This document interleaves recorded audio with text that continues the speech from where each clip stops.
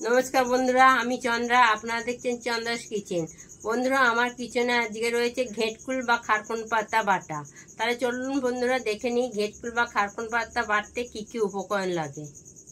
এখানে আমি ঘেটকুল পাতার ডাঁটিগুলোকে আলাদা করে কেটে নিয়েছি, আর এখানে পাতাগুলোকে আলাদা করে কেটে নিয়েছি, আর সঙ্গে নিয়েছি 15টা মতন কাঁচা লঙ্কা, আর নিয়েছি একটা বড় সাইজের রসুন, আর নিয়েছি কালো জিরে, আর নুন, আর হলুদ। তাহলে চলুন বন্ধুরা আমাদের রেসিপিটা দেখা যাক, খারকুন পাতা বাটা।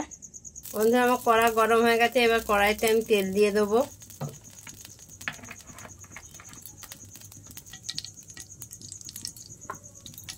তেলটা গরম হয়ে গেছে। এবার আমি তেলের মধ্যে কালো জিরে দিয়ে দেবো।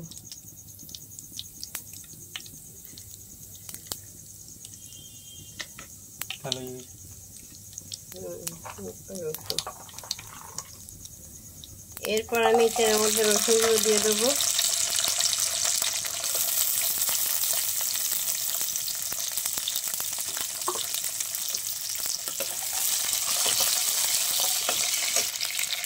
দিয়ে এর মধ্যে আমি লঙ্কাগুলো দিয়ে দেবো।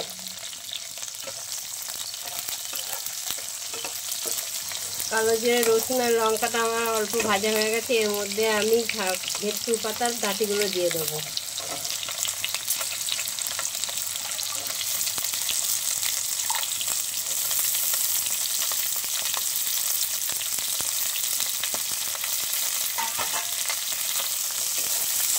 ডাঁটিগুলো দিয়ে আমি একটু নেড়ে চেড়ে ভেজে নেবো। নিয়ে তারপর ঘেটকুল পাতার পাতাগুলো দেবো।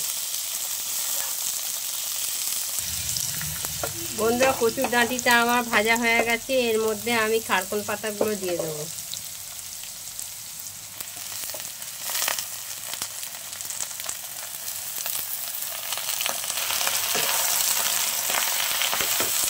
খারকুন পাতাগুলো একটু নেড়ে ছেড়ে নিয়ে এর মধ্যে আমি সামান্য নুন দিয়ে চাপা দিয়ে দেবো।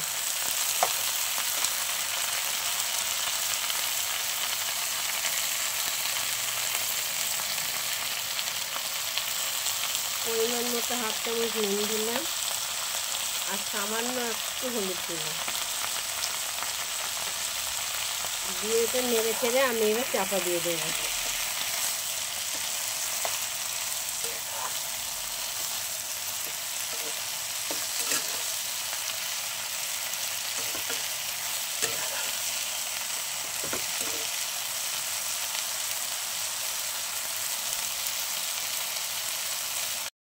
আমার ঘেটকুল পাতা বা খারকুন পাতাটা ভাজা হয়ে গেছে। এবার আমি একটু ঠান্ডা করে নিয়ে এটাকে বেটে নেব।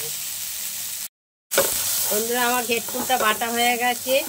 এইবার আমি ঘেটকুলটাকে একটু কড়াতে আবার ভালো করে নেড়ে নেব।